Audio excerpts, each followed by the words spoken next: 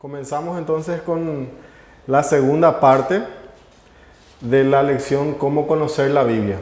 Estamos en la segunda parte y para ubicarles un poco en el libro que tienen es la lección 2. Sí, ya dimos la lección 2. Hasta la lección 2 dimos hasta el punto 2. Ahora estamos en el punto 3, donde dice el proceso del estudio de la Biblia. Punto 3. Está ahí, la última parte dice memorice, medita en ella. ¿Encontraste? ¿Encontraron? ¿Encontraste? Sí. Sí. Después dice hay tres palitos, número romano, ¿verdad? El proceso del estudio de la Biblia. Ahí vamos a continuar. ¿Encontraste? Proceso del estudio de la Biblia. Sí. Entonces, ahora estamos en la segunda parte de cómo conocer la Biblia. Y la segunda parte es a partir del punto 3 del libro que tenemos. Entonces, haciendo un poco de recordatorio o recordando, ¿verdad? ¿Cuáles eran los 5 pasos para crecer en el conocimiento de la Biblia? ¿Recuerdan? Los 5 pasos. Los 5 pasos eran: escuche la Biblia, después léala, sí, estúdiela, sí, memorícela, sí, después, último, medite en ella. Sí. Y el último creo que era aplíquela también, pero ahora al aplicar vamos a pasar en lo que es cómo interpretar. Creo que aplíquela también, ¿verdad? O memorice nomás. Medita en ella, está bien. Medita en ella, hasta ahí nomás. Son los 5 pasos para poder conocer la Biblia e interiorizarnos con el fin de aplicar a nuestras vidas. Entonces, en la primera clase hablamos de la importancia de estos 5 pasos. Desarrollamos esos 5 pasos. Que era: escucha la Biblia, lea la Biblia, estudie la Biblia y medite en la Biblia. Entonces, ahora también hablamos de un punto muy importante, que era en el punto 1 del libro. Hablamos por qué aprender la Biblia. ¿Por qué nosotros debemos aprender la Biblia? Ese es uno de los puntos muy importantes, ¿verdad? ¿Y cuál era el motivo por el cual nosotros debemos aprender la Biblia? Primeramente, para ser aprobados por Dios, y ahí están los versículos. Después era crecer en la salvación. Después también guardarnos del pecado contra Dios. Guardar de pecar contra Dios, crecer en el temor reverente, en el temor reverente, ¿verdad? Reverente, para tener luz en nuestro diario vivir. Son los motivos. Hay más motivos, ¿verdad? Son los motivos principales de los creyentes, ¿verdad? Entonces, y ahora vamos al punto 3 de nuestra presente lección, el proceso del estudio de la Biblia. Y nos dice ahí, paso 1, dice. Paso 1, preparación. O sea, ¿cómo yo me debo preparar? ¿Cómo debemos acercarnos? ¿Y qué debemos hacer antes de acercarnos a las Escrituras? ¿Alguien me puede decir, hermana? Orar, correcto. Debemos orar. ¿Y esa oración qué debe contener? Ahí nos da una referencia de 1 Pedro 2, 1 al 2. Y sí, humillarnos confesando nuestros pecados y nuestras transgresiones, ¿verdad? En 1 Pedro, mi esposa amada, si podés buscar 1 Pedro 2, 1, capítulo 2, versículo 1 al 2. Y sí. Y la hermana Jorgelina va a buscar Santiago, capítulo 1, versículo 21. Santiago, capítulo 1, versículo 21. Ese versículo no está en el libro. No está en el libro. Hay versículos que yo le agrego, al que le di a Nora sí está. De 2, 1 y 2, ¿verdad? Sí, 1 Pedro. Desechando pues toda malicia, todo engaño, hipocresía, envidias y todas las detracciones. Desead como niños recién nacidos la leche espiritual no adulterada, para que por ella crezcáis para salvación. Ahí está. Dice desechando. La palabra desechar ahí es tirar lejos. Es la definición original, ¿verdad? Tirar lejos significa apartarnos, desechar todas esas cosas para poder acercarnos a la palabra de Dios. ¿Y cómo desechar? Confesando, pidiendo perdón, humillándonos si hay algún pecado en nuestras vidas, ¿verdad? Porque nosotros no podemos acercarnos a la palabra de Dios estando en pecado o practicando el pecado. Porque primeramente no vamos a tener el respaldo del Espíritu. Y si somos creyentes y hay una práctica del pecado en nuestras vidas, Dios va a disciplinarnos. Eso es categórico. Pero Dios nos dice en su palabra, ¿verdad?, de que Él no es un padre negligente, sino que Él nos va a corregir. Pero sabemos que cuando nos acercamos a la Biblia hay pecados que hemos cometido en el día, entonces es un buen ejercicio para humillarnos. Entonces, ¿qué dice hermana Santiago? Santiago 1:21. Por lo cual, desechando toda inmundicia y abundancia de malicia, recibí con mansedumbre la palabra implantada, la cual puede salvar vuestras almas. Ahí está. Es la misma exhortación. Tanto Pedro como Santiago nos exhorta de la misma manera. Dice, por lo cual, desechando toda inmundicia, abundancia de malicia, o también maldad, se dice acá, se puede traducir maldad, recibid con mansedumbre la palabra implantada. ¿Por qué dice la palabra implantada? ¿Qué significa? Que Dios, cuando nosotros nacemos de nuevo, el nuevo nacimiento es por medio de la palabra. Nadie puede nacer de nuevo si no escucha el Evangelio, si no escucha la palabra. O puede ser en el momento en que el predicador predica, ahí en ese mismo instante Dios puede regenerar el corazón, o también recordando. Puede estar en tu cama en un momento donde el Espíritu Santo viene a tu corazón, regenera la palabra que ya escuchaste. Por eso nunca es en vano predicar el Evangelio. Puede que se convierta en ese momento o de aquí a un año, el Espíritu Santo puede traer en recuerdo lo que ya escuchó. Pero siempre el Espíritu Santo va y obra por medio de la palabra, regenera e implanta la palabra en tu corazón. Da fruto. Esa palabra implantar nos grafica que Dios es como un agricultor y va y siembra la buena semilla y da fruto. Es la misma palabra o la misma parábola que Jesús habló, ¿verdad? En la parábola del sembrador, que el que cayó en buena tierra, dice que dio fruto a 100 por 1, ¿verdad? Y el que escucha la palabra y da fruto, es porque el Espíritu Santo previamente obró con un nuevo nacimiento, regeneró el corazón. El corazón es la tierra, y el Espíritu Santo tiene que transformar esa tierra dura en buena tierra, para que la semilla que cae dé fruto, y la semilla es la palabra. Entonces, Santiago usa esta palabra implantada. Eso es lo que significa, aquella palabra que penetró en el corazón fértil de ustedes, que fue obra del Espíritu Santo. El Espíritu Santo emblandeció vuestros corazones. Entonces, cuando ahora ya venimos a la palabra, ya es como una leche. Es como acá la niña Noemí, ¿verdad? Que quiere leche todo el día, llora. Ella llora cada vez que llora porque quiere leche, ¿verdad? Y desesperadamente. Hay bebés que vibran así cuando quiere leche, ¿verdad? Su dedito. Así dice el Señor que debemos anhelar su palabra. De esa manera, Pedro usa esa ilustración. Entonces, de esa manera, esa es la preparación. Nos humillamos, porque a veces cuando no nos humillamos y venimos a la palabra, venimos con una soberbia, una cierta soberbia, ¿verdad? Y ahí fácilmente se levantan argumentos en nuestra mente, contra la palabra.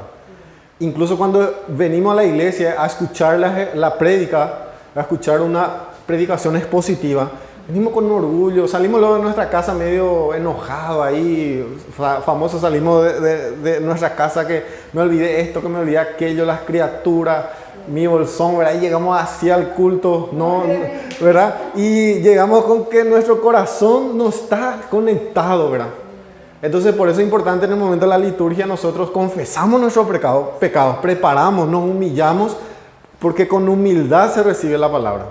Nunca la semilla va a caer de una manera fértil en tu corazón si tu corazón no está en humildad.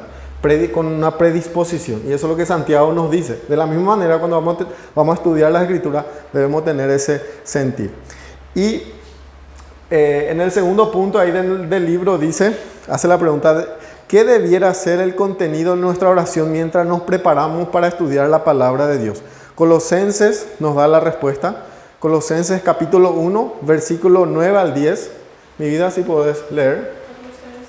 Capítulo 1,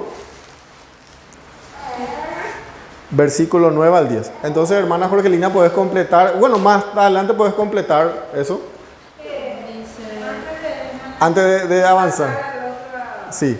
Ese puedes poner y confesar nuestros pecados. Ah, sí. Confesar nuestros pecados. Y el segundo punto es, lea un poco amor, Colosenses 9 y 10, ¿verdad? capítulo, versículo 9 al 10. Dice, por lo cual también nosotros desde el día que lo oímos, ¿esa es verdad? Sí. No cesamos de orar por vosotros y de pedir que seáis llenos del conocimiento de su voluntad en toda sabiduría e inteligencia espiritual, para que andéis como es digno del Señor, agradándole en todo, llevando fruto en toda buena obra y creciendo en el conocimiento de Dios. Ahí dice, por lo cual también nosotros del día que oímos, no cesamos de orar por vosotros. Pablo no cesaba de orar por los cristianos para que sean llenos del conocimiento, ¿verdad? Entonces, ¿cómo nosotros debemos acercarnos a cuál debe ser el contenido de nuestra oración? Primero es humillarnos y segundo es orar para que nosotros tengamos el conocimiento de su voluntad en toda sabiduría e inteligencia, dice Pablo, espiritual, para aplicar a nuestras vidas. Aquí, este versículo podemos, esta oración de Pablo podemos hacerla nuestra, podemos adaptar esa oración. Él siempre oraba por ese conocimiento espiritual, por toda inteligencia espiritual, para que pueda abundar en los creyentes. Dice, yo no ceso de orar, no cesamos de orar por vosotros. Interesante acá porque Pablo habla en plural, no cesamos, dice. O sea que había muchos cristianos orando por los hermanos. Entonces la oración es prácticamente la respiración de la iglesia. Si una iglesia no ora, hay un gran problema. Sí, y por eso damos tantas gracias al Señor, ¿verdad? Porque acá en nuestra iglesia tenemos un día a la semana donde oramos congregacionalmente, en plural. Pablo habla acá en plural. No cesamos de orar por vosotros y pedir que seáis llenos de su voluntad, con toda sabiduría e inteligencia espiritual. ¿Y cuál debe ser ese motivo? Para que yo pueda conocer más y creerme el teólogo. No, dice acá, crecer en el conocimiento de Dios y para llevar fruto en toda buena obra. Fruto. Fíjense cómo Pablo usa la misma palabra que Jesús usó, ¿verdad? Que llevaba fruto a 100 por 1, dice. De la misma manera como Santiago usa la palabra implantada, Pablo también usa fruto, ¿verdad? Entonces, ese debe ser la oración para poder aplicar a nuestras vidas. Imposible que un cristiano crezca si tanto en su iglesia local no se enseña la palabra, no se motiva la palabra, tanto si él no tiene una comunión con Dios. Tantos los dos es muy importante, son medios de gracia, la comunión con Dios, mi devocional diario y también estar en la iglesia, porque de nada sirve que yo solo no me congregue pero estudie la Biblia. Eso es una contradicción, no va. O sea, un cristiano no puede vivir, no puede crecer espiritualmente si no se congrega. Y si no se congrega, hay que dudar de su conversión, ¿verdad? Porque aquel que ha sido salvo va a buscar al cuerpo, va a anhelar estar entre sus hermanos. Y va a anhelar, ¿cuál es uno de los propósitos también de nuestro devocional? Es crecer en el conocimiento, en intimidad con Dios. Luego yo llevo ese conocimiento y comparto con mis hermanos, ¿verdad? Comparto con aquellos el cual yo me congrego, ¿verdad? En la iglesia local. Bueno, avanzamos entonces. El paso 2. Tenemos el paso 2 ahí. Y antes de avanzar el paso 2, yo quisiera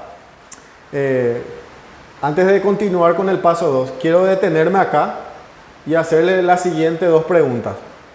¿Por qué creen que hoy existen muchas sectas y falsas doctrinas y divisiones en la iglesia? Cualquiera pueden responder. Amor, la hermana, Paloma está discutiendo. Porque hay mucho. ¿Por qué hay mucha falsa doctrina? ¿Cuál es uno de los fundamentos o uno de los motivos por el cual hay mucha falsa doctrina y muchas sectas hoy en día? Secta es aquella que se desvió de las escrituras, ¿verdad? Que usa la Biblia misma, ¿verdad? Porque las sectas usan la Biblia. ¿Cuál es el motivo? Algo que se le venga a la mente. Por la falta de estudio correcto de la palabra. Ok, la falta de estudio correcto. Ese es uno de los motivos principales. Hay algunas, por ejemplo, algunas iglesias que condenan el estudio, por ejemplo. Sí, En Corintios, por ejemplo, Pablo dice la letra mata y algunos interpretan eso como que tipo no hay que estudiar, ¿no? exactamente. Pero ahí habla de la ley, Pablo, en el Claro. contexto. Cuando dice la letra mata, se está refiriendo a que la ley me condena. Eso es lo que está diciendo. La ley fue puesta ahí para alumbrar mi pecado, por lo cual declararme muerto. Estás muerto porque pecaste. No dice Pablo que el estudiar la Biblia nos lleva a la muerte espiritual. Imagínense, esa es una herejía de alto grado. Después hay muchísimas de sus cartas donde él exhorta y anima que Estudien. seamos llenos del conocimiento. Lleno del conocimiento de Dios. ¿Y dónde yo voy a encontrar el conocimiento de Dios? En las Escrituras, por medio de la guía y la luz del Espíritu Santo.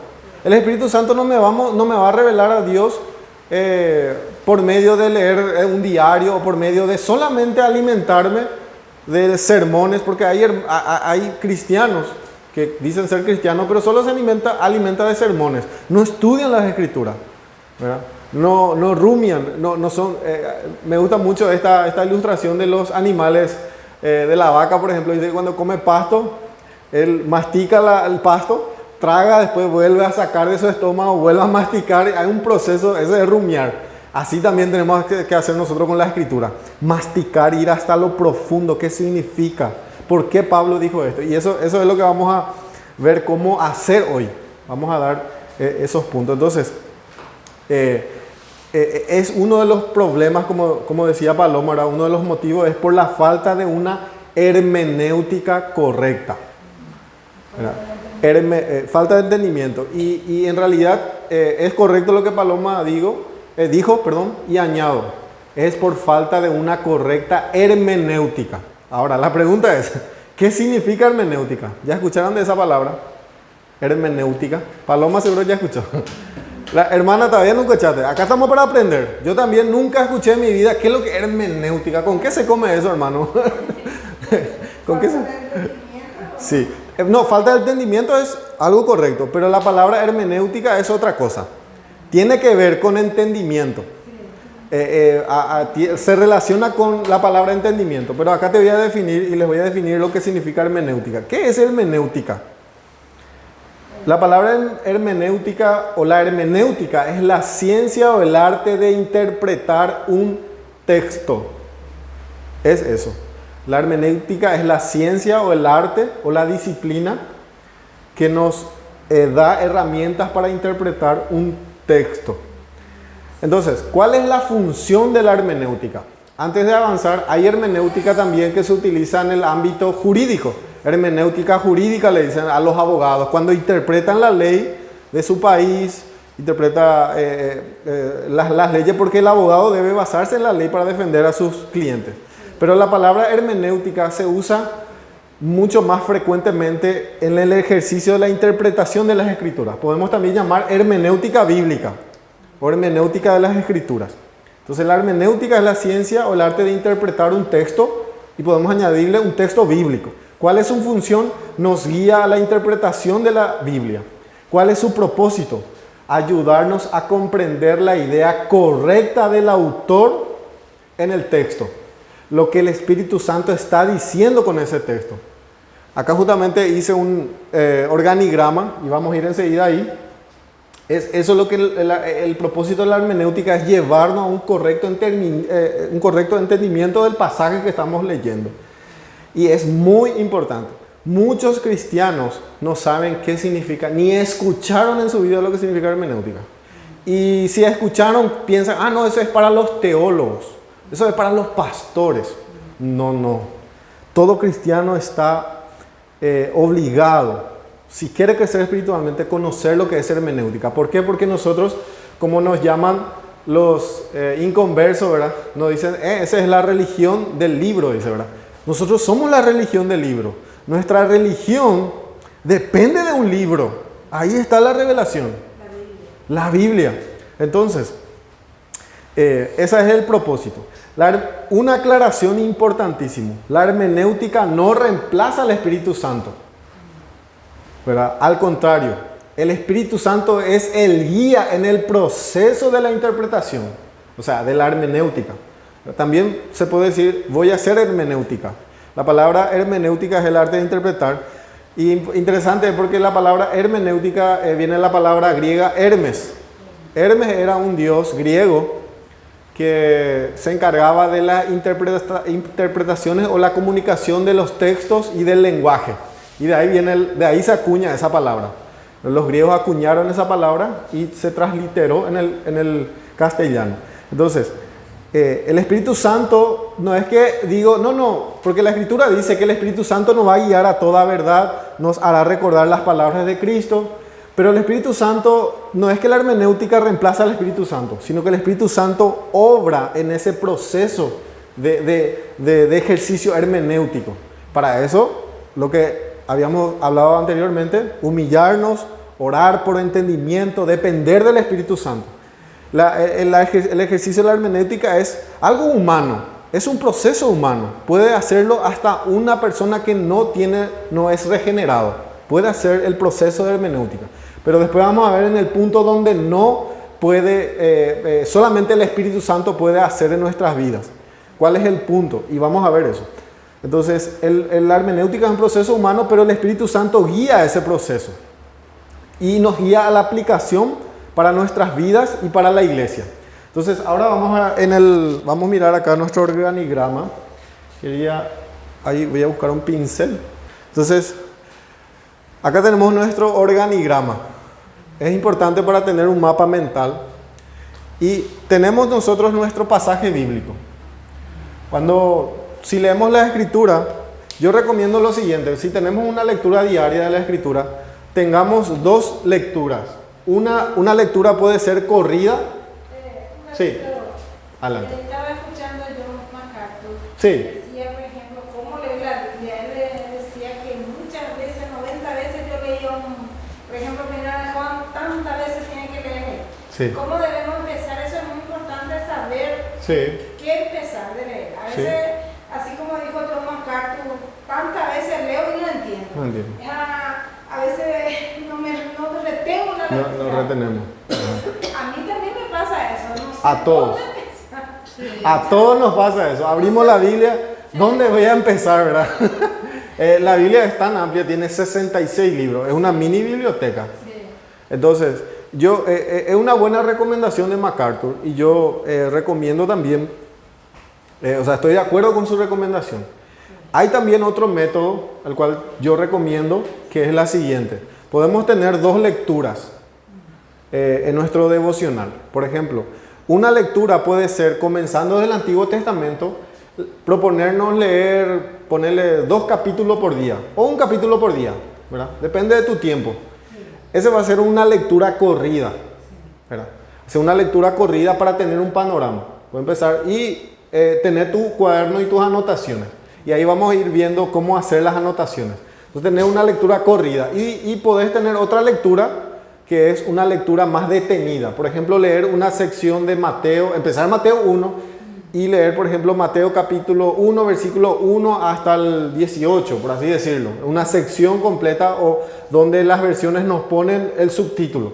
Eso es bueno. Entonces, vos analizar esa parte más profundamente. Entonces, podés hacer tu devocional en 20, orar 10 minutos, leer, qué sé yo, en 15 minutos leer 2 capítulos, un capítulo, y después el resto, qué sé yo, 35 minutos, hacer una lectura pausada y analizar el texto. O sea, podés tener 2 lecturas. Entonces yo recomiendo así, porque si vas a tener una lectura repasada, solamente esa lectura de comenzar en el Antiguo Testamento, lees rápido, no se te va a quedar, ¿verdad? Pero si tenés esas dos lecturas, por lo menos Mateo, vas a retener y vas a tener un panorama del Antiguo Testamento. Esa es la recomendación, ¿verdad? Entonces, ¿y cómo se estudia la Biblia justamente? ¿Cómo estudiamos? Y ahora nos vamos a enfocar en la hermenéutica. Esto podemos aplicar en nuestra lectura detenida. Entonces, para resumir lo que dije, de lectura panorámica podemos leer 2 capítulos por día del Antiguo Testamento. Lectura detenida o minuciosa, que podemos leer desde Mateo comenzar y leer paso por paso. No ir 3 capítulos en un día para leer rápido. Yo hago así, tengo 2 lecturas, ¿verdad? Nuestra lectura panorámica lo hacemos con mi esposa y mi lectura detenida hago en mi devocional. Ahí analizo los pasajes, me hago preguntas, qué significa, qué dijo, la aplicación para mi vida y así voy. Pero es un ejercicio, hermano. Otra cosa fundamental es la disciplina. Debemos comenzar y terminar un libro, proponerlo, porque nuestra cultura es así. Yo tengo esa lucha, quiero comenzar algo y no terminar. Pero por la gracia de Dios me disciplino, ¿verdad? Y estoy avanzando en eso. Y vamos ahora a lo que es la hermenéutica, cómo estudiar un pasaje detenidamente. Vamos a suponer que tenemos un pasaje bíblico, en este caso Mateo 1, el ejemplo que di. ¿Cómo yo voy a analizar el pasaje? Lo primero lo que voy a hacer es utilizar la hermenéutica. La hermenéutica tiene herramientas. ¿Cuáles son estas herramientas? Es el análisis extrínseco y el análisis intrínseco del pasaje. ¿Qué es lo que significa extrínseco? ¿Con qué se come eso? Voy a definir. ¿Qué es el análisis extrínseco? Es la herramienta de la hermenéutica. ¿Pero qué contiene? El análisis extrínseco es el análisis de informaciones fuera del texto o libro. O sea, es buscar información del libro o del pasaje fuera de ese pasaje. Por ejemplo, es contexto cultural. El pasaje no me va a hablar de su contexto cultural. Yo tengo que buscar eso en otra información, en otro lugar. Momento histórico en que fue escrito el libro. Mateo, por ejemplo, ¿qué momento fue escrito? ¿En qué momento, en qué periodo de la iglesia? Después tenemos, por ejemplo, autor, fecha, estilo literario, si es toda esta información, audiencia, a quién fue dirigido. Esos son el análisis extrínseco del texto. Entonces, ese análisis extrínseco, ¿quién me va a informar de eso? Yo no sé. Me va a informar los diccionarios, los comentarios o una concordancia. Esas son herramientas básicas para estudiar la Biblia. Un cristiano tiene que tener por lo menos un comentario bíblico. Ese comentario que tenés, hermana, de la Biblia de estudio de la Reforma, ¿dónde vas a encontrar, por ejemplo, estas informaciones? Siempre viene a la introducción de cada libro de la Biblia. Te dice autor, fecha, momento histórico, tema central, y ahí vamos a ir viendo. Entonces, análisis extrínseco. Después entramos ya en el análisis intrínseco del texto. O sea, ¿qué me informa el texto dentro de ella? El análisis intrínseco es el análisis de la información dentro del texto o libro. Por ejemplo, tema del libro. ¿De qué trata el libro? Tema del capítulo. ¿De qué trata el capítulo? Si es una carta, podemos leer todo corrido de una vez y después leer parte por parte. No apurarnos, ¿verdad? Pero si es un evangelio, por ejemplo, que tiene 24 capítulos, generalmente esa Biblia de estudio de la Reforma te dice el tema, te tira una idea. Si ya tenés en mente toda esa información. Después tenés tema del capítulo también, leemos todo el capítulo. Si estamos analizando solo un pasaje, hay que leer todo el capítulo, no quedarnos en ese pasaje. Después tenemos también pasajes, tema del capítulo, tema del verso. ¿Qué está hablando en el versículo? Hacernos esa pregunta. Contexto general e inmediato, pasajes paralelos. Si hay un pasaje que habla del mismo tema, también voy a ese pasaje. Esas Biblias también nos dan concordancia, nos dan numeritos, ¿verdad? Para poder ir. Y tenemos también, por ejemplo, frases repetitivas, ¿verdad? Análisis gramatical. ¿Qué es el análisis gramatical? ¿Qué es análisis gramatical? Es estudiar la estructura, por ejemplo, de una oración. definición de palabras, artículos, etc. ¿Qué significa, por ejemplo, acá en el caso leímos Santiago, qué significa implantada? Yo comencé a leer la palabra implantada. ¿Qué significa? Entonces me fui a la definición, tengo un diccionario, me facilitó ese diccionario, qué significa implantada, diccionario griego, ¿verdad? Entonces, esas son herramientas que tenemos que tener como cristianos para poder hacer todo este análisis. Yo sé que, hermanos y hermanas, no es de un día para otro que vamos a volvernos exegetas. Yo tardé casi más de 10 años, ¿verdad? Tengo ya 15 años en los caminos del Señor y todavía voy aprendiendo cómo hacer hermenéutica. Vamos creciendo. Pero para eso estamos los hermanos, los que enseñamos, se pueden acercar a preguntarnos, hermano, ¿qué diccionario me recomendás? Por ejemplo, les recomiendo el Strong. Compren el Strong, diccionario Strong, ¿verdad? Es un diccionario y concordancia. ¿Qué comentario bíblico me recomienda? Está, por ejemplo, el comentario bíblico de la Reforma, la Biblia de la Reforma, el que tenés, hermana, comentario de MacArthur, es muy bueno también. Hay comentario de Matthew Henry. Matthew Henry es más devocional, los otros son más técnicos. Hay diferentes comentarios, esos son comentarios que se recomiendan. Por ejemplo, hay también comentarios bíblicos, libros enteros, así de ancho, comentarios que te ayudan. Entonces, estos comentarios te ayudan a hacer un análisis del texto mismo. Una vez que vos utilizás esta herramienta para tener todo el análisis, investigaste tu tema, tu libro, tema del libro, capítulo, pasajes paralelos. Es un arduo trabajo. Por eso muchos no quieren hacer. Así nomás, lee la Biblia así nomás, ¿verdad? Y aplican, ¿verdad? Entonces, todo eso vamos, y una vez tenemos analizado, masticado todas estas herramientas, aplicamos a nuestro pasaje bíblico, hacemos la exégesis. De ahí sale la palabra exégesis, para que les sea fácil. ¿Qué significa exégesis? Es la acción, acá tenemos la definición, es la acción de interpretación del texto bíblico mediante las herramientas de hermenéutica y traer a luz lo que el texto está diciendo. Es como, ¿conocen el tractor? Vamos a poner un ejemplo. El tractor, ¿verdad? El tractor tiene su pala, ¿verdad? La pala. Vamos a suponer que el tractor son las herramientas de la hermenéutica. Y el tractor va a una mina de piedra y extrae, saca la piedra afuera. El tractor no transforma la piedra. El tractor lo único que hace es extraer de la mina. Esa es la frase, eso significa exégesis. La palabra ex es salir, sacar, exégesis. Hacer una exégesis por medio de todas estas herramientas. Una vez yo tengo mi exégesis, ¿yo ya debo aplicarla directamente? No. Para asegurarme, yo tengo que hacer un análisis de presuposiciones teológicas o presuposición teológica. ¿Qué es una presuposición teológica? ¿Verdad? Vamos acá a responder. Una presuposición teológica es un concepto o definición teológica probado y analizado por la iglesia. Por ejemplo, la Biblia es la palabra de Dios. La iglesia estableció eso. ¿Cómo? Por medio de las Escrituras y del Espíritu Santo. Esa es una presuposición. Yo voy a la Biblia creyendo que es la palabra de Dios. ¿Es así? Esa es una presuposición o una idea previa establecida en mi mente. Otra presuposición teológica, ¿verdad? Es, por ejemplo, la deidad de Cristo. La deidad de Cristo ya se estudió, la iglesia ya estudió eso, comprobó que es bíblico. Entonces yo me voy con la idea de que Cristo es Dios, interpretando el pasaje.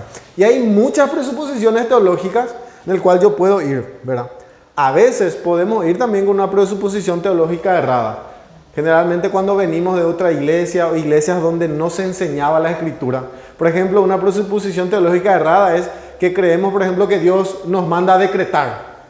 Y se usa pasaje aislado. Entonces yo donde veo decreto, ya creo que ahí yo puedo decretar, ¿verdad? Uso, por ejemplo, el pasaje donde dice que Dios llama las cosas que no son como si fuesen.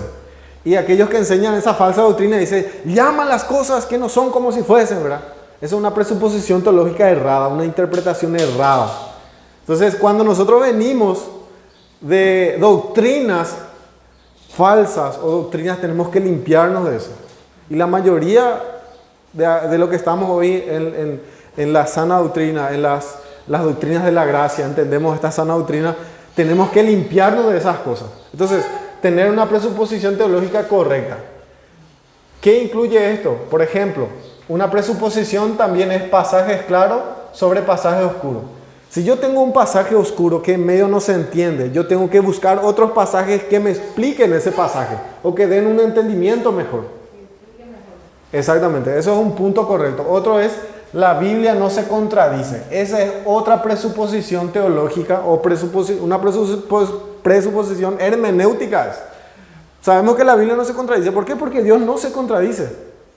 Y entonces todo esto yo aplico a mi exégesis. También tradición teológica. ¿Qué es tradición teológica? Voy a definir acá.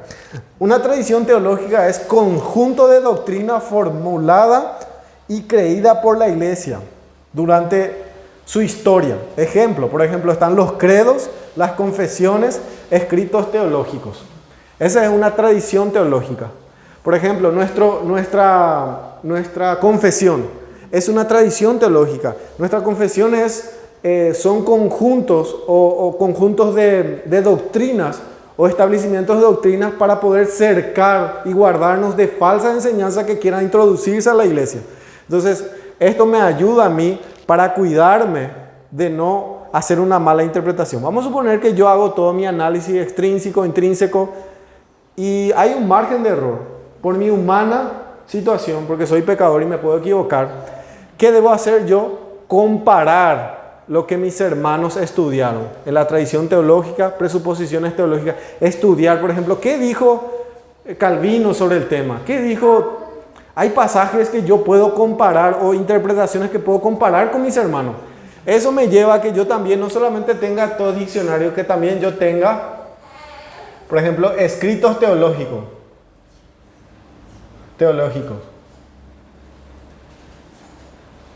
Eso me ayuda para comparar. No digo que ellos sean, no, MacArthur no dijo, por eso yo no debo decir. No, también comparar MacArthur, que dice Sproul en su Biblia de comentario, que dijo Calvino, que dijo Lutero. Y si todos coinciden y vos el tuyo es diferente. Ahí hay un error. Eso es importante porque yo comparo. Si todos dicen una cosa, MacArthur, todos los teólogos, vamos a poner Sam Waldron, por ejemplo, son teólogos bautistas que estudiaron, los puritanos, John Owen. ¿Qué dijo de ese pasaje? Comparo, ¿verdad? Y veo que todos, o la gran mayoría, están de acuerdo, coinciden entre sí, pero yo tengo una interpretación diferente. Entonces hay un error ahí. Tengo que volver a revisar mi trabajo y ver cómo por qué llegaron a esa conclusión. Por eso es que nosotros no podemos despegarnos de la tradición teológica. Con nosotros no comienza el cristianismo. Muchos dicen, vamos a abrir una nueva obra, una nueva línea teológica. No, lo del pasado eran todos hombres, se equivocaron. Son escritos de hombres, yo y la Biblia.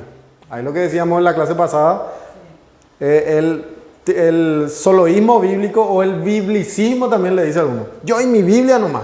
Ese es sola escritura, yo y mi Biblia. No, cuando hablamos de sola escritura nos referimos a que la escritura es el juez supremo de nuestra fe y conducta, el que va a determinar, no a que no debemos recurrir a otros escritos también. Claro, esos escritos deben reflejar lo que la Biblia dice, obviamente.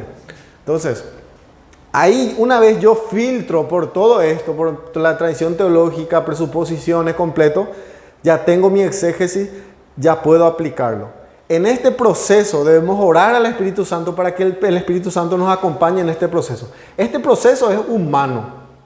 Un inconverso lo puede hacer también y puede llegar a conclusiones correctas también. Puede hacerlo. Pero lo que es muy difícil que haga es, en el momento de la aplicación, el Espíritu Santo no obre en su vida. No lleve a una aplicación correcta. Y la aplicación correcta dependemos del Espíritu Santo. Ahí el Espíritu Santo me muestra cómo llevar a cabo a mi vida hoy lo que hace 2000 años el Señor nos dijo. Y ahí es donde el Espíritu Santo obra mayormente, en la aplicación y en la obediencia correcta. Por medio de una exégesis correcta tenemos aplicación correcta y obediencia correcta. Entonces, ahora vamos a la parte que suele ocurrir mucho, lo que es la eisegesis. ¿Qué es la eisegesis?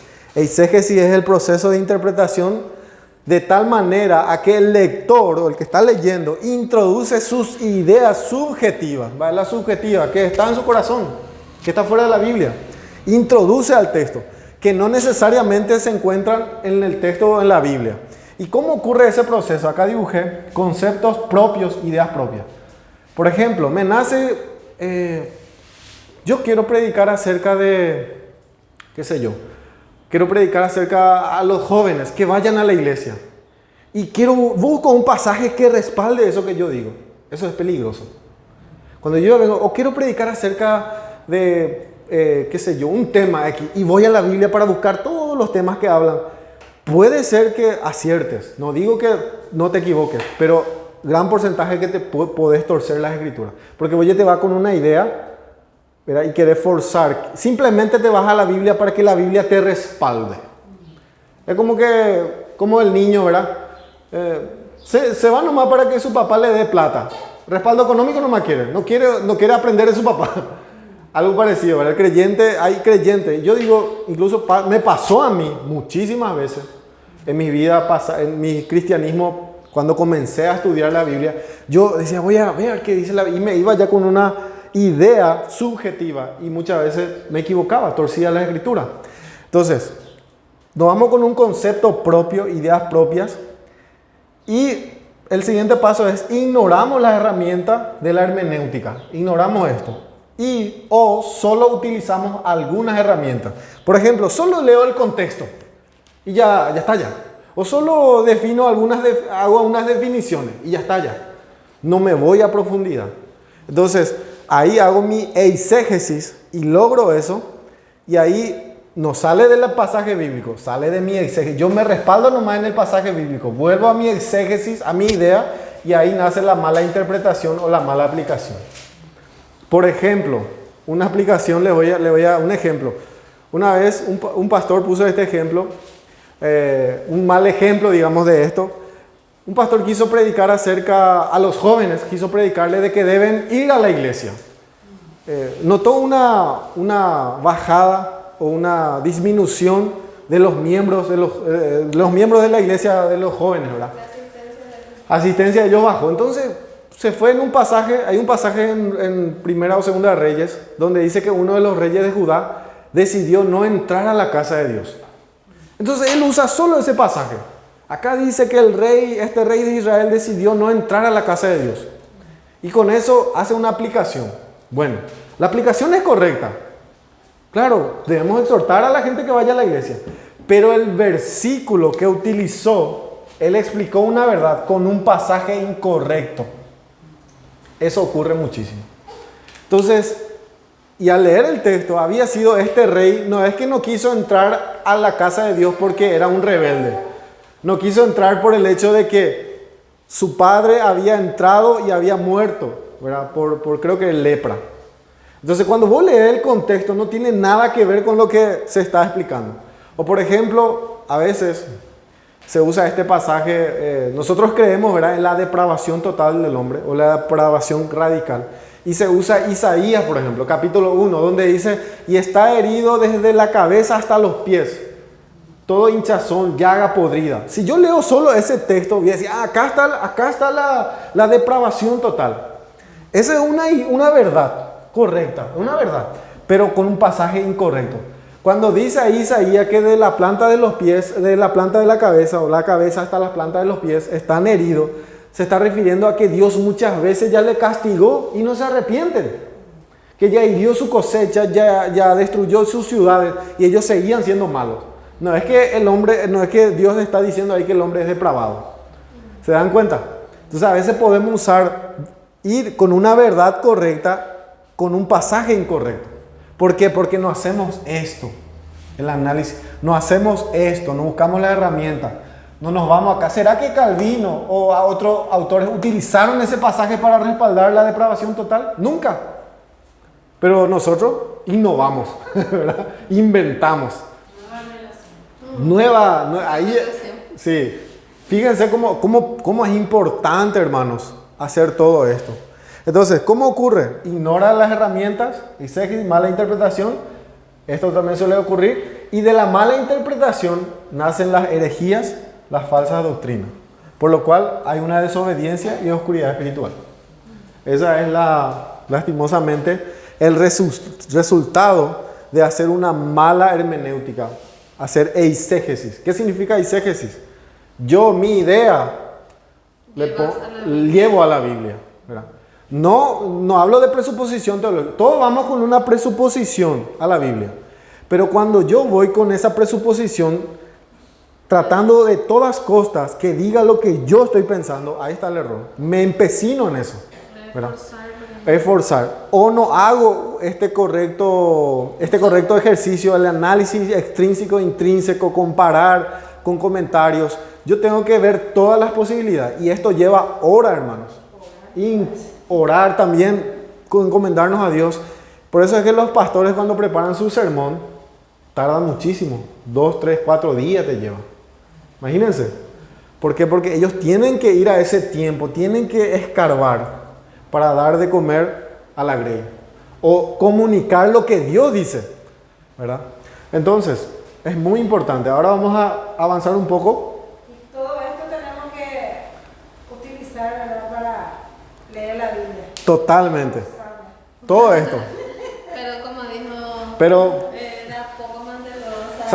¿sabes cómo, hermana? ¿Viste cuando te va al gimnasio? No vamos al gimnasio, ¿verdad? Y entramos al gimnasio y vemos las pesas, vemos la cinta, y decimos, coche forzada, ¿verdad? Vemos todo, vemos al profesor ahí bicicudo ahí, ¿verdad? Y vos con la pancita deformada ahí, che forzada, pero ya entraste. Ya empezaste a ver acá las herramientas. Ahora vamos de a poco. Esto no es de la noche a la mañana. Esto es un proceso, ¿verdad? Un proceso que vamos a ir, pero es importante avanzar. Lo importante es recordar, ejercitarnos. Y yo estoy acá, hermana, estamos acá, hermanos, para poder despejar las dudas y todo eso. Entonces, avanzando un poco, uno de los requisitos, algo que quiero aclarar, observación. Todo este método le llamamos nosotros método de interpretación gramatical histórico. ¿Por qué? Porque hacemos un análisis gramatical y nos basamos en la historia, en lo que es el momento histórico, cómo se interpretó en ese momento.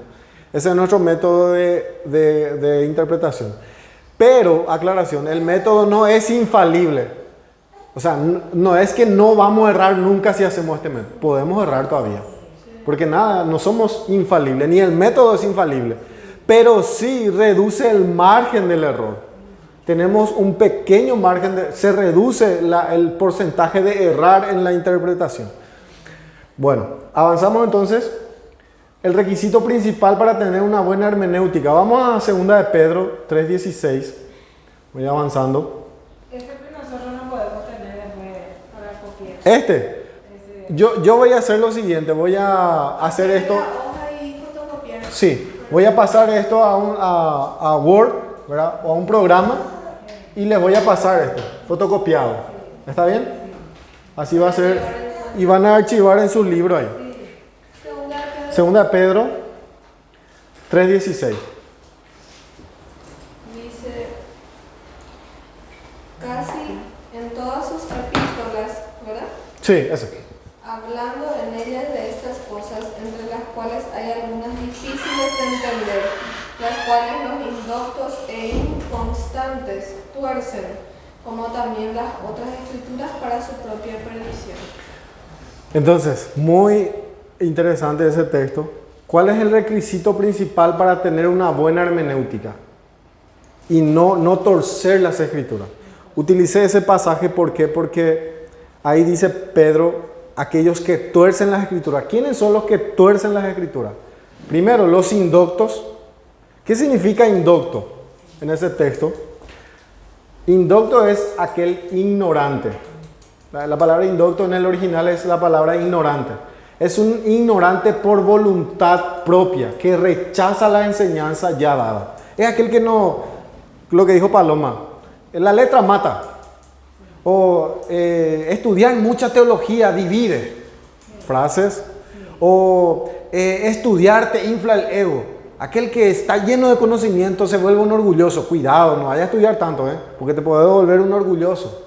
Un cabezón espiritual y va a aumentar tu orgullo. No, es errado. Conocer toda la Biblia, toda la teología, pero no aplicar su vida también. También, eso ocurre. Pero eso no significa que no debemos estudiar. Porque el estudio de las Escrituras Dios nos manda. Ahora, no tiene nada que ver el conocimiento correcto con un corazón orgulloso. El problema está en el corazón, no en el conocimiento. Porque muchos atacan el conocimiento y dicen conocer la Biblia. Bueno hermano, ya conocen mucho, ahora tiene que aplicar. Dejen de estudiar por ahí. O ya escuché esta frase que dice, yo prefiero no estudiar tanto la Biblia porque lo poco que sé ni puedo aplicar, dice. Eso es un engaño. O sea, yo no quiero estudiar la Biblia porque si estudio más voy a tener que aplicar más y Dios me va a venir más en condenación. Ese es un corazón carnal. Un corazón que no quiere conocer a Dios.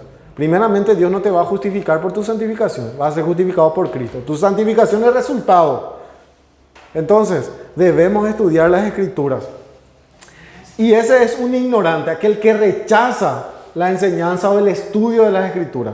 O rechaza la enseñanza ya dada, tanto por el Nuevo Testamento como el Antiguo. Y dice no ser un inconstante también. Porque ahí dice que los inconstantes tuercen. ¿Qué es la palabra inconstante? ¿Qué significa ahí? La palabra inconstante significa no fijo. ¿Verdad? ¿Qué significa? Aquel que no posee un fundamento sólido de las doctrinas de las Escrituras. La palabra inconstante es no fijo. Yo creía que esta palabra inconstante significa aquel que no ora, no estudia la Biblia, no ora, no pide perdón, no estudia la Biblia, puede torcer la Escritura. Bueno, puede aplicarse, pero en realidad lo que el texto dice acá es aquel que no tiene un fundamento teológico firme, aquel que no se le enseña, es más propenso a torcer las Escrituras. Si yo, antes por ejemplo, yo no sabía cómo se relacionaba la Trinidad, y yo decía, la Trinidad es como el agua, como el sólido, líquido, gaseoso. La Trinidad es un Dios con diferentes manifestaciones. Error, no. La Trinidad es 3 personas en uno. 3 personas, un Dios, 3 y 1. Y podemos profundizar en eso, pero no vamos a tener tiempo. Pero digo nomás, cuando tenemos un fundamento flojo, no estamos bien fundamentados, vamos a ser llevados por cualquier doctrina. Y eso es lo que Pedro nos quiere evitar. Entonces, esto causa el vagar en filosofías propias, conclusiones subjetivas, viviendo según mis malos deseos, torciendo las verdades de las Escrituras. ¿Verdad? Por eso en el versículo 3, lea un poco el versículo 3, amor, del mismo capítulo. 3. Sí. Primero el versículo 5. ¿Del 3? El versículo 5 del 3, sí. ¿Qué dice el versículo 5? Estos ignoran voluntariamente. Hasta ahí. Estos ignoran voluntariamente. O sea, la palabra indocto es el que niega voluntariamente conocer, no quiere conocer. No aquel que no conoce porque nunca se le dijo. Y el versículo 3, ¿qué dice? Sabiendo primero esto, Sí. que en los postreros días vendrán burladores andando según sus propias concupiscencias. Su propia concupiscencia, su propio entendimiento o deseos malos. Entonces, a eso se refiere a un inconstante que vaga por su propia maldad, ¿verdad? Entonces, vamos al paso B, vamos a avanzar rapidito. El paso 2, ahora entramos en el paso 2.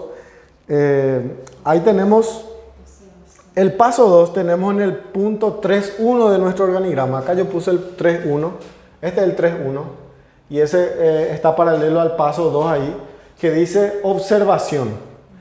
Y en el paso 3.1 nosotros tenemos lo que es el análisis intrínseco. Ahí el pastor MacArthur nos da algunos puntos para hacer el pasaje intrínseco, más desarrollado. Dice, por ejemplo, paso 2. ¿Qué está ocurriendo en el pasaje? Una buena pregunta. ¿Qué veo aquí? Haga estas preguntas mientras lee y escríbela. ¿Qué? ¿Quién? ¿Dónde? ¿Cuándo? Mientras observa el pasaje. Por ejemplo, palabras clave, temas clave, mandatos, advertencias, palabras o frases, comparaciones, preguntas y respuestas dadas. Cualquier cosa inusual o inesperada que vemos en el texto, ¿verdad?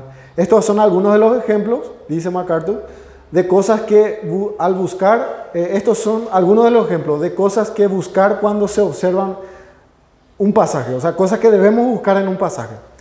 Después, advertencia, dice, tome su tiempo, no se dé por vencido. Oiga, a veces cuesta un poco, ¿verdad? Pero hay que estar ahí. Luchar contra el pasaje, luchar para tener la correcta interpretación. Paso 3. Tenemos a la interpretación. El paso 3 tenemos en nuestro organigrama en el punto 5. ¿Dónde está el punto 5? Exégesis. Es justamente la interpretación, es la exégesis. Y ahí ¿qué significa esto? Dice, la escritura puede ser clara. ¿A quién nos ha dado Dios para enseñarnos? Al Espíritu Santo. Ahí podemos contestar Espíritu Santo. Y MacArthur da acá 1 Juan 2:27. Ese podemos leer, más adelante pueden leer en sus casas. Entonces, acá justamente coloqué el obrar del Espíritu Santo en el proceso. El Espíritu Santo nos da claridad. Punto 2. Comienza haciendo las preguntas interpretativas. ¿Cuál es la importancia de una palabra dada, una frase dada, nombres, títulos, fechas, otros? ¿Cuál es el significado de una palabra en particular? ¿Por qué dijo el escritor esto? Son preguntas que debemos hacer. ¿Cuál es la implicación de estas palabras o frases? Todo eso. Entonces, para encontrar la respuesta a sus preguntas, utilice el contexto, las definiciones de las palabras, la gramática, justamente acá nuestro análisis intrínseco, ¿verdad? La gramática, otros pasajes, herramientas de estudio, tales como, acá tenemos en el punto 4, ¿verdad? Diccionarios, Biblias, concordancias, manuales de la Biblia, enciclopedia de la Biblia, eso es muy importante también, comentarios bíblicos acerca de la Biblia. Mientras interpreta, recuerde, primero, que toda la Biblia va a estar de acuerdo, ella no se contradice en ella misma. Justamente esto, ¿verdad? Recuerde, dice, presuponga ya esto. Después, deje que el pasaje hable por sí mismo en su contexto. Sea cuidadoso de no llegar a conclusiones que no eran la intención del autor. MacArthur dice, cuídense de la exégesis, de llegar a una conclusión que el pasaje no está diciendo. Por eso tenemos todo este proceso. Continuando, el punto 4. Hay una observación ahí en el punto paso 3. Dice, solo hay una interpretación correcta del versículo, en particular de la escritura.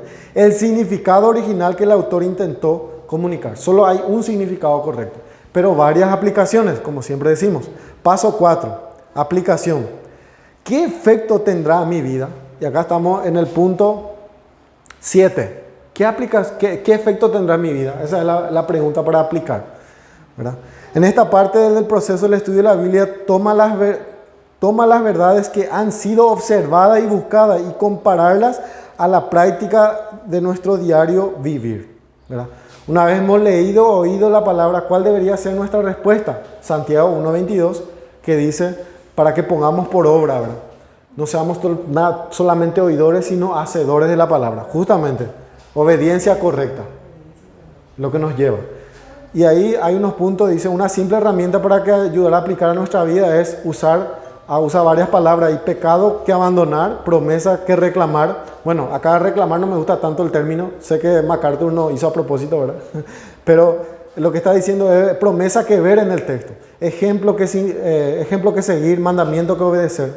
Entonces, el paso 5, repetición. Aquí se enfatiza hacer los 3 puntos principales, ¿verdad? Que dice, observe, interprete y aplique. Y yo añadiría, obedezca, de mi propia. Entonces, ya que es el último fin de las Escrituras. ¿Por qué estudiamos todo esto, hermano? ¿Para creernos sabios? No.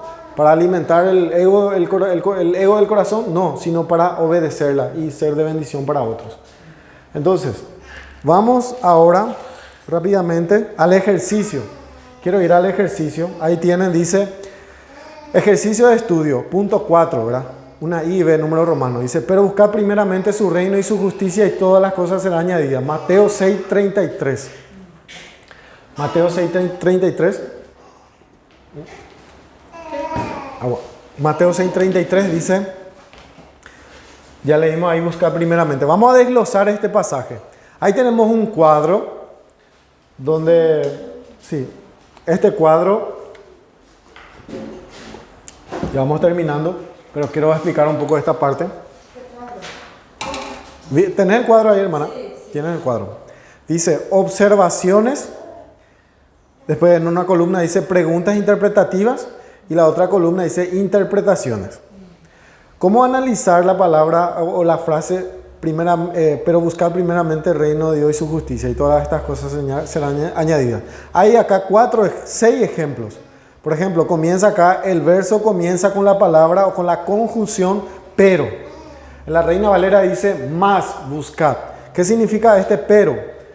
Ahí hacemos la pregunta. ¿Por qué comienza con la oración pero? ¿Verdad? Hacemos esa pregunta. La interpretación. Este verso está vinculado con los versos previos. Siempre cuando la Biblia dice pero, o por lo tanto, o ya que, o más, te está diciendo lo que yo acabo de decir antes, ahora se aplica a esto. O porque yo dije antes esto, ahora lo digo esto. Jesús dijo, no afanéis por lo que habéis de comer, habéis de beber, porque así hacen los gentiles. Y ahí entra, pero ustedes busquen el reino de Dios. No hagan eso. Lo que le acabé de decir, no lo hagan, sino que hagan esto ahora. Por eso la palabra más o pero ahí es muy importante. Entonces, después la palabra clave es buscar. Ahí seguimos al segundo punto. Y la pregunta es, ¿qué significa? ¿Qué acción requiere la palabra buscar? Y ahí dice, significa el perseguir o buscar algo. Es un mandato. Muy interesante porque está en imperativo. Dice, buscad. Dice, Jesús está mandando. No es una sugerencia, es un mandato. Después dice, el verbo buscar está en el tiempo presente. ¿Qué indica este tiempo presente? Yo debo buscar ahora, desde este momento de mi vida. Entonces ahí tenemos más el ejemplo 4 y 5, pueden leer, y el ejemplo 6. Y vamos a hacer nosotros un ejercicio propio, el punto 7. Oración. Sí, ahí podés anotar, hermano, el punto 7, observación. Vamos a observar la palabra y su justicia. Poner en el 7. Y su justicia puede colocar ahí. Esa palabra vamos a analizar. Entonces, ¿qué pregunta debo hacer para analizar esta palabra y su justicia? La pregunta interpretativa es, ¿qué es la justicia del reino? ¿Qué es la justicia del reino? ¿Y qué abarca? ¿Y qué abarca? Esa es la pregunta. Sí. O igual puede ser, ¿qué es la justicia del reino? Entonces, y vamos a la interpretación. Ahora vamos a la interpretación. Y antes que escriba, hermana, quiero decir algo sobre esto. Antes que escriba ahí en interpretaciones, es que debido a que es una palabra única en el texto y es el clima de la exhortación de Cristo. O sea, Cristo viene diciendo, no se afanen, no hagan esto, porque los gentiles hacen esto, y va y llega a un punto alto donde dice, pero buscad primeramente el reino de Dios y su justicia. Durante el contexto no habló de justicia, entonces es difícil de interpretar qué es justicia. Entonces ahí voy a pasajes paralelos. Por ejemplo, Jesús se puede estar refiriendo a la justicia del reino, que es la persona de Cristo. ¿Quién es la justicia del reino? Es Cristo, puede ser. Todavía no escribo, hermana, te voy a dictar. Por ejemplo, puede ser también el reino de la equidad y en su gobierno. O puede ser también la justificación por medio de la fe. Puede ser una de esas cosas. Pero como que la palabra justicia puede abarcar incluso todo esto. Entonces, se puede colocar ahí interpretaciones. Abarca equidad, puedes poner ahí, abarca equidad o a Cristo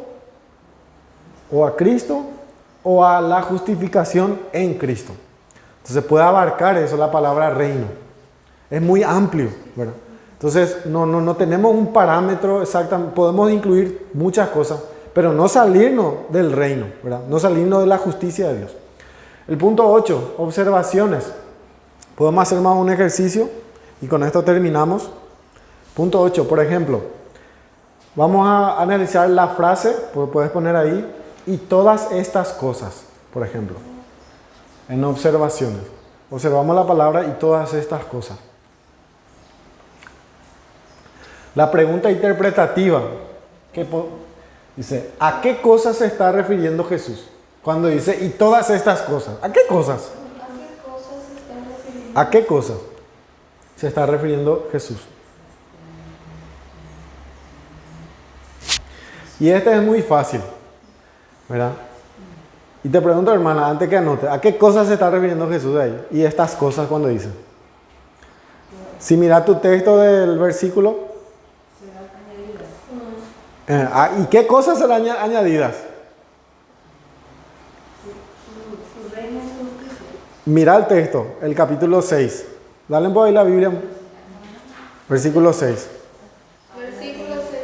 No, capítulo 6. Toda necesidad básica. Ok. ¿Se dan cuenta cómo es importante el contexto? O sea, para responder. Ahí nos dice porque no nos preocupemos porque ¿qué nos dice? Y cuando Jesús dice, y serán añadidas estas cosas. Es lo que estaba hablando antes. Lo que estaba hablando antes. Estas cosas. Y la palabra estas cosas son pronombres, un pronombre, ¿verdad? En vez de decir, por ejemplo, en vez de decir Nora, yo digo ella, o él, o aquellos, ¿verdad? Son, La interpretación sería entonces, necesidades básicas. la interpretación es, acá coloqué, se refiere a comida, bebida, vestido. Comida, estas tres cosas es lo que Jesús dice. O sea, si nosotros buscamos el reino, comida, bebida o vestido. Si nosotros buscamos el reino, se añadirán comida, bebida y vestido. Cosas básicas. No te preocupes por eso. Entonces, Uno para tu tarea. sí, y te puedo dejar el final. Te puedo dejar la frase, o serán añadidas. Sí. Y ahí después, por ejemplo, decir, eso te puedo mandar en el grupo, cómo hacer. O serán añadidas. En base a esa frase vas a investigar, ¿verdad? Entonces, pasamos al punto último, aplicación. Dice, acá en el libro dice aplicación, el punto 5.